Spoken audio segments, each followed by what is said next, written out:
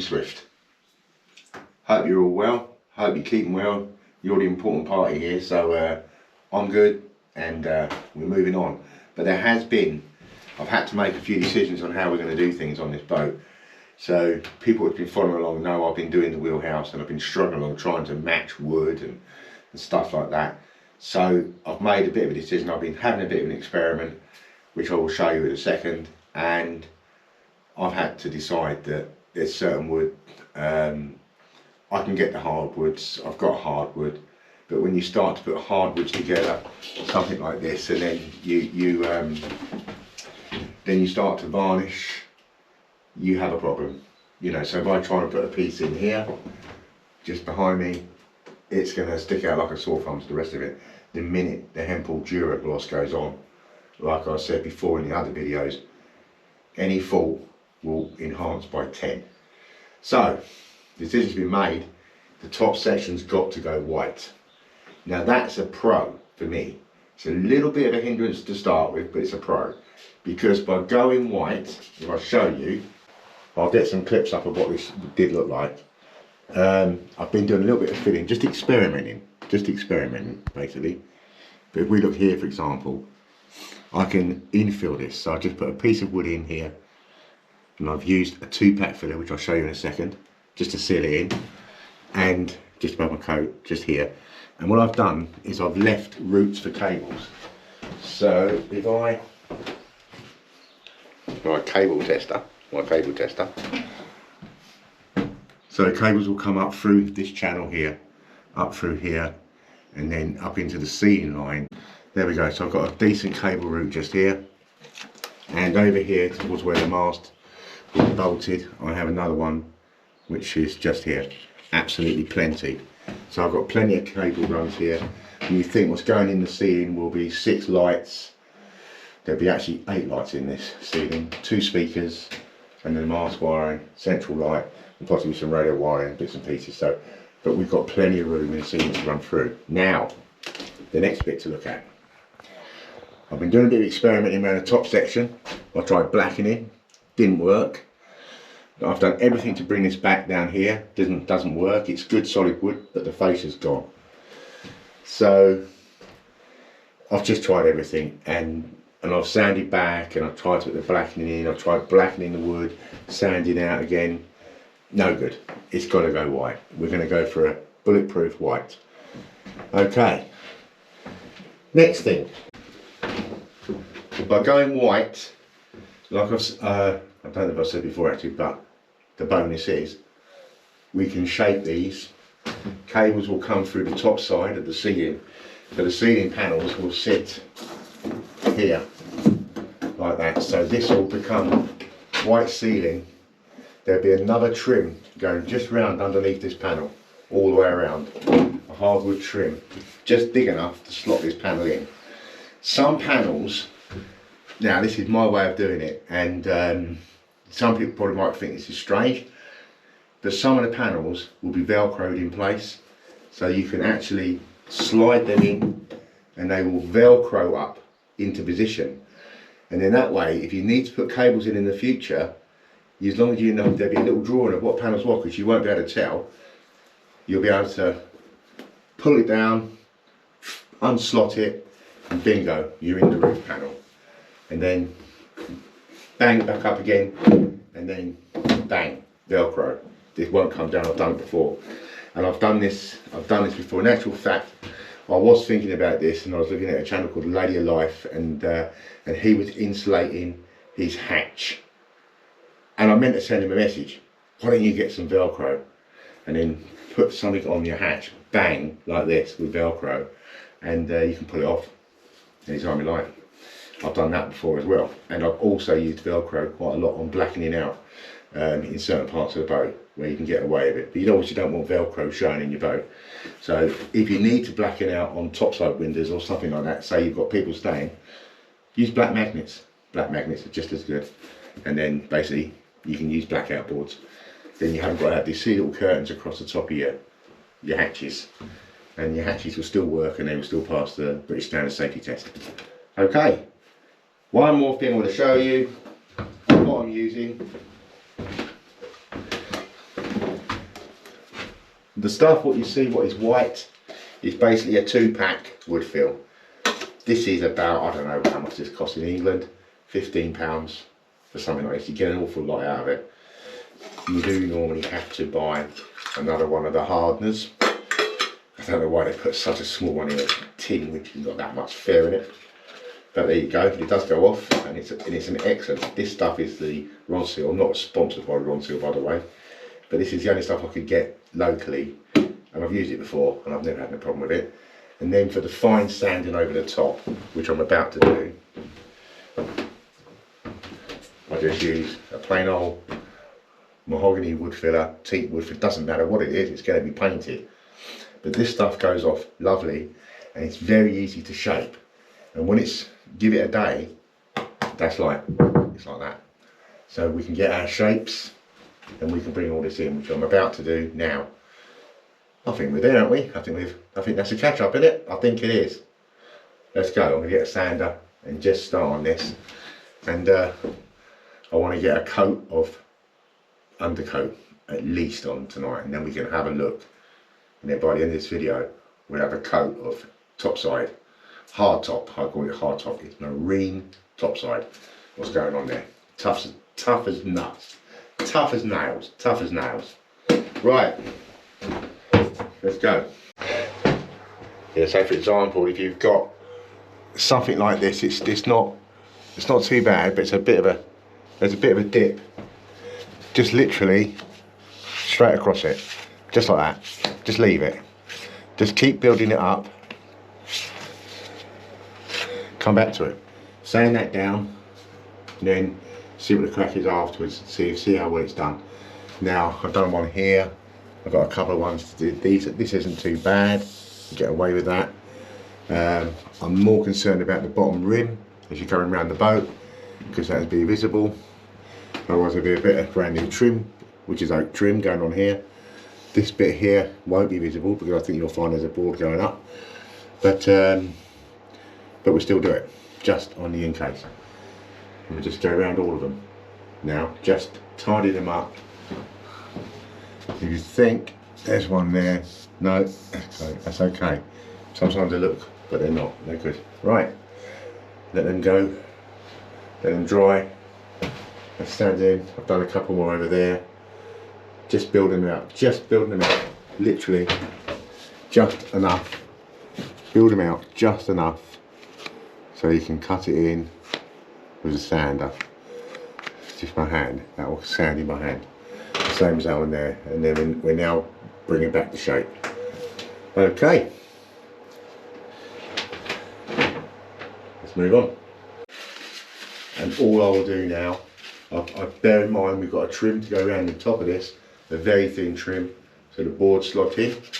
If I was putting this on myself to start with, I would have actually put a route all the way along to the board slot in, but we don't have that option now, and I've no way you're going to see me trying to do that with this board. So what I'm going to do now, I'm not going to make you put a pain for it, is I'm just going to shape, get the edges. You can see how easy this topside filler, surface filler, shapes, and it is really easy. I mean, look at that, that's already coming in. We're already getting the curve, and that's what we want. We're getting the curve. And to be honest, we shouldn't be using the fillers. I'm going to spend about an hour on this now and bring you back. And yeah, using the fillers, there's no reason why we can't get a super finish. And I think it's going to look good. Tell me what you think. The wood question's out. Right. I know I've sanding to do. Just the tiny bits. For example here, just there. Just take them out while you can. And we're almost done. We're almost ready for the undercoat. Right. Very straightforward. It's a Hempel 1-pack undercoat. End of story, that's it really. It's a marine undercoat, and we'll start on the top and work round.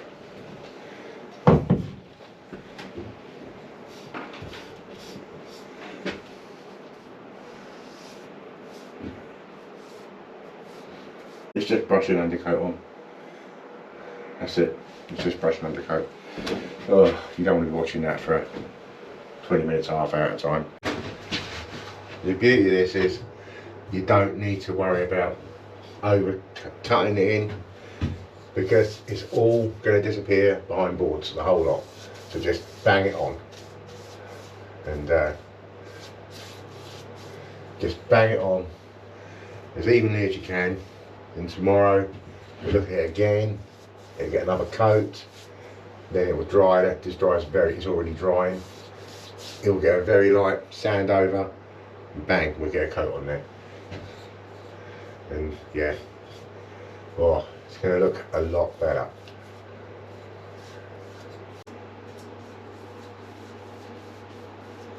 So that's done all the way around there. We've now got this side to do down here, just around the top, and then that, just around the top, and then that'll be it for tonight. Really let this dry, and then tomorrow morning we'll be back and have a really good look at it, and then obviously get a second coat on there. The second coat I normally put a bit of thinners in. I do it the other way around. Most people put the thinners in first. I tend to put a second coat on a bit of thinners. Not much, just thin it down so I can whip straight over, because that's all I need. I just need a bond coat for the gloss, and that should dry in no time. But at the moment I haven't seen anywhere we need to go back on to any filling, so that's quite good. It's quite good. Right, I'll crack on with this side. Just bash it on, bash it on.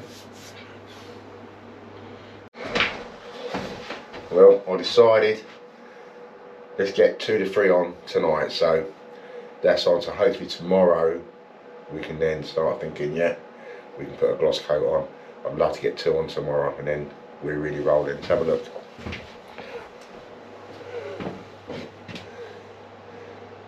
Don't worry about the cutting in, because it's all boards to go up there. So it's not looking too bad. It's not great at night, I know it is. I do it in the morning as well. But you can see how much cleaner this looks. And when we get the real wood up there, plus when you think just here, along here, we've got some PD boards to go up. We've then got the hardwood panels. Yeah, black back in, hardwood top. Yeah, it's going to look okay. It's going to look okay. It's just a bit of work, just a little bit more to do. Good morning. Well, let's see what we got. It's definitely dried. We're good enough to go. So today we got a little hole there, but it doesn't really matter about that, because this is where a console goes for instruments. So, but yeah, I think once we get a first coat gloss on this, I think we're going to be looking very, very good. So yeah, I'm pleased. I'm pleased. Now let's see what we're going to put on as a top coat. So basically we're going to use this stuff. It is a hemp again. It's a polar white high gloss top coat. It's got UV protection. You have to use the 811 thinners with this, and I tend to put a little bit of thinners in, because this stuff is quite a thick paint. You know, it's brilliant for rolling, and you're supposed, if you roll, you're supposed to tip it as well, take the air out. But we're going to be using a brush today, so we'll fill it down a little bit, and then we'll get cracking.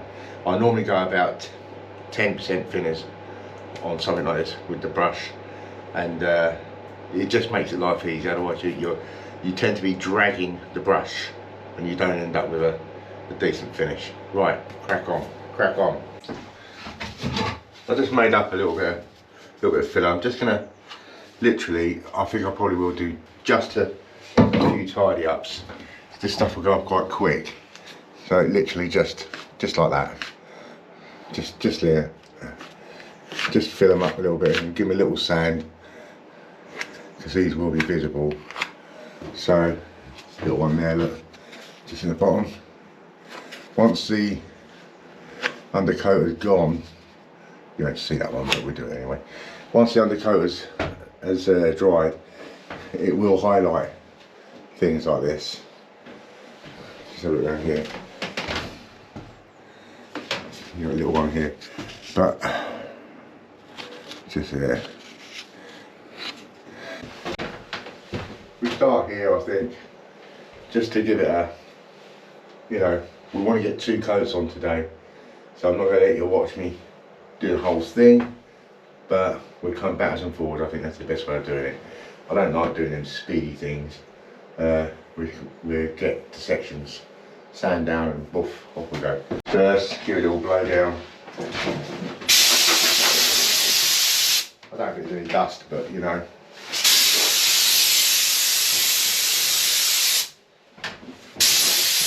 Good. We're off.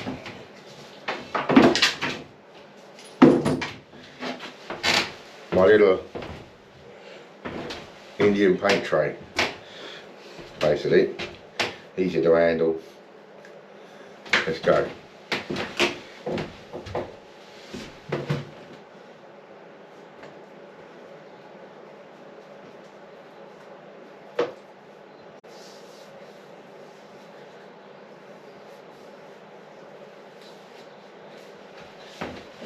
You can't just whack this on like I've done the undercut, unfortunately.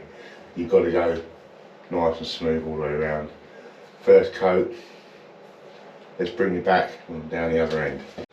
The one thing about, if you use a tiny little bit of thinners in the paint, it dries a little bit quicker. The thinners, I don't know why, sort of the same sort of stuff, but it just allows it to dry a bit quicker for some reason, so you can get the next coat on a bit faster. I've only got probably 10% thinners in that paint, my little Indian dish. I use them all the time. Brilliant. But, and the first coat, the first one, I just put on very thin all the way through, so it dries quick. And then the second coat on, I'll put on a slightly thicker coat, and then we need to put a third coat on, probably a bit of thin top. So, yeah. The trouble is, on the camera, it doesn't look any different. It won't be until it's dried and you can actually see the difference then. But yeah, okay. We're moving down. We're moving down. The thing as well, when you're going over the undercoat, you'll feel the brush drags a little bit. It literally drags because the undercoat has got quite an abrasive. That's what it's for. Is to grip the gloss, and it does drag. So when you go over with the second coat, you should have a smooth. It should run on quite smoothly. So it is actually, the second coat is actually quicker to put on than the first coat, because we are going across this dragging process. And what I tend to do is, because these are really visual, I tend to just whack on a little bit more on these areas, because you want it to be tough and you want it to look nice. It's a bit overkill because I'm doing the whole top as well, which is all covered by boards, but why not, you know, why not? We've got the paint to do it, do the whole lot at the same time. So I'll get down to the end of this one, and then I'm going to do the other side the same, because we've got a little bit of sanding to do on this bit here. And but yeah, that's already looking, I know it doesn't look that good on the camera because it's hard to see, but I can already see there's a good finish coming here. Right, when it comes to the main beams, because they're right in your face, I tend to put a heavier coat on these, just to, because you're looking at it all day. So when you're out on your boat or sitting here working, you're looking at this. Let's make sure that it's that bulletproof. The rest of the white tend to disappear behind panels and stuff like that, but this doesn't. This is here. So yeah. So I tend to put on sort of like just a heavier coat just on these bits. It's got another coat or two to go on there yet, but yeah. Because you want this to really ping at you. You want it to be nice and bright, nice and shiny. And believe me, this paint, when it goes off, it's like the paint on your fridge. It's really, really tough stuff. So, which is good.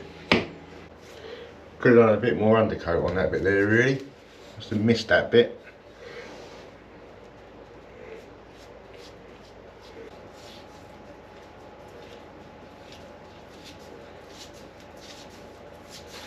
paintbrush dragging across the undercoat. When it stops dragging, you know you're covered, because it's very difficult to see white on white.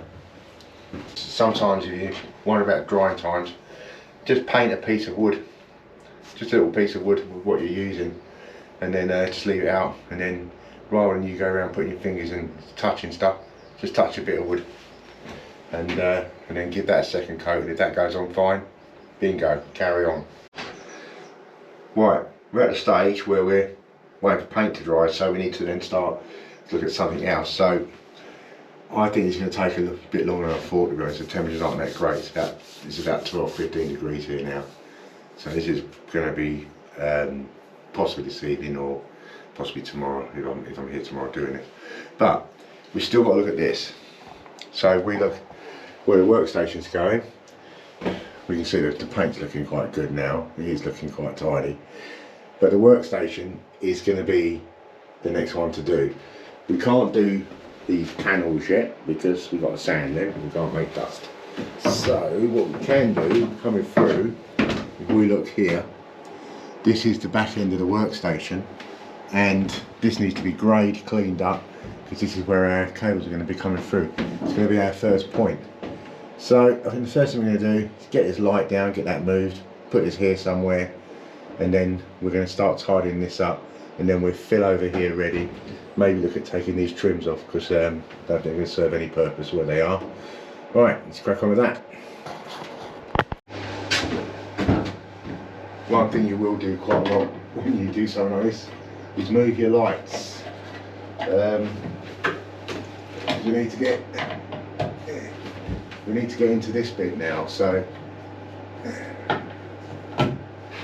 it's literally a case of move everything down, take this out, move this, grey it, just get it ready, take all this crap out, all this rubbish, this can all come out now, and yeah, so hopefully yeah, we've got a clean run through with our cables. What I tend to do with these is I use these Wago connectors. I use Wagos because it's easy to just literally, when I move the lights, what I do, pull it out. Obviously it's unplugged, no power on this. Pull that out like that. Now I can just pull that cable back, then put the light there somewhere, so we've still got light in this area, and yeah, it's easy.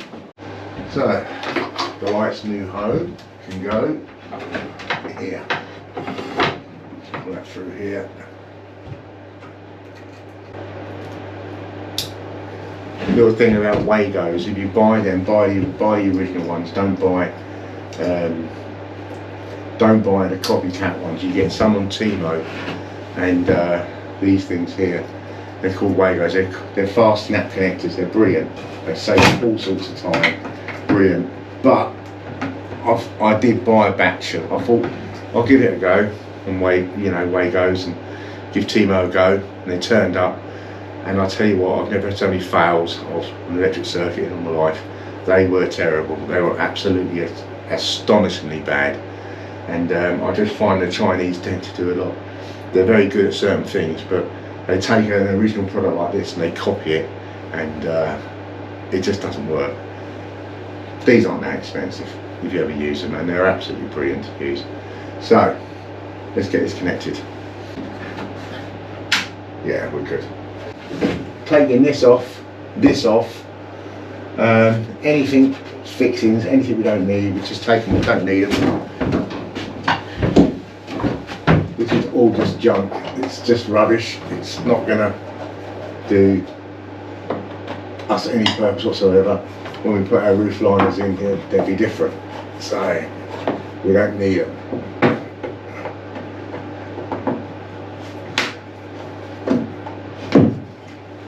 Yeah, and it's just awful. And I mean, the workmanship, look at that. You know, well, even if it's going up behind the ceiling line, try and do a tidy job, you know, so you know it's a good job. Just try and do a tidy job. So that can stay. because we might have a use for that. But this piece here, we look around, we'll have all this junk off, get all this off, tidy it all up, and then we're going to look at taking this piece off here, and then we'll make some filler up and fill this area. And then potentially we're coming through this area at that point. I was thinking about just filling that and just smoothing it over, but I thought, what's the point? There's going to be a panel go on here, so when the panel goes on, there'll be probably a resin. I'll let this dry, because it is a bit damp with the water's been trapped behind it.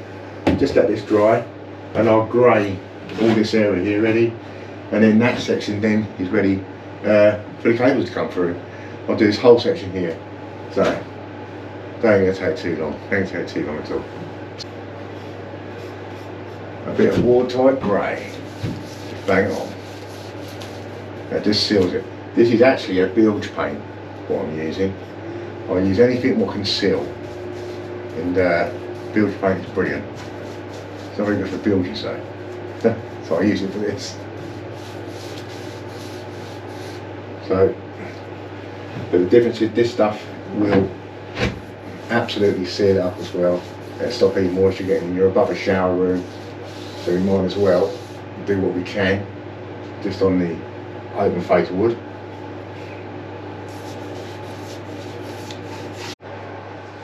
Okay, let's have a look where we are.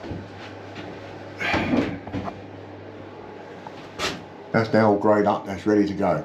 So we have a cable routes all the way through from our console panel, our helm panel, through here to where we need to be here. We're also now tidied up as well on this side. This bit here has now been taken off, so that's now ready to go, so we can think about a panel here. We've got to start thinking about this wall. Right, walking up.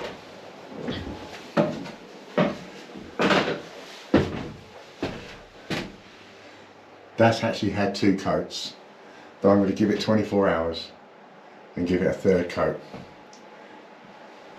It's actually looking decent, really decent, and ignore the overspill splashes and non-cutting in, because that's where all your panels are going.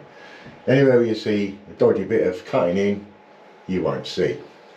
Dust, we can't make any dust, so we're a little bit restricted on what we can do today, but we've done quite a lot, to be honest. So yeah, I think it's going to be a tidy up time. Tidy up, I think 24 hours for this, and then we'll give it one go, and then we'll be looking at the panels, putting these panels on, and then getting them sanded, varnished, and I'll tell you what, it's going to start really coming together, Yeah, okay, tidy up time, tidy up, and then we have just a tidy up, and it's a mess. Just going to have a look at this, little look at this window edging, and you've got to do the walk of, you know, tightrope walk. Now, the problem I've got is the top section. It's here. It's actually leaking in the top, and the way I found that is I used WD-40. If you use WD-40, it's a penetrating oil.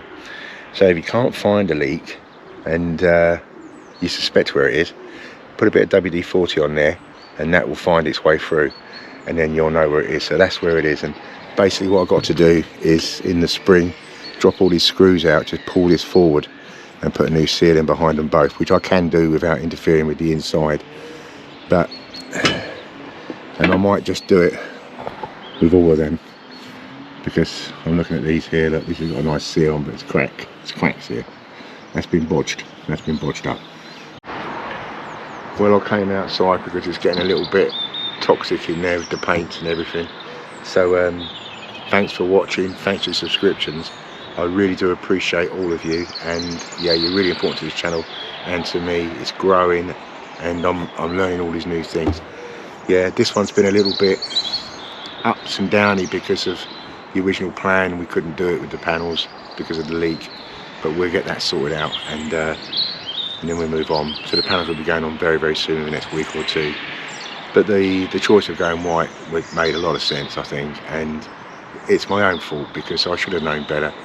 I know certain woods you can't bring back, and I was really trying to bring something back what you couldn't bring back. Even though it's solid, it's brilliant wood, it's good wood. The fascia side of it is, you're never going to get it. Anyway, take care, thank you. Please like and subscribe, and I'll see you soon.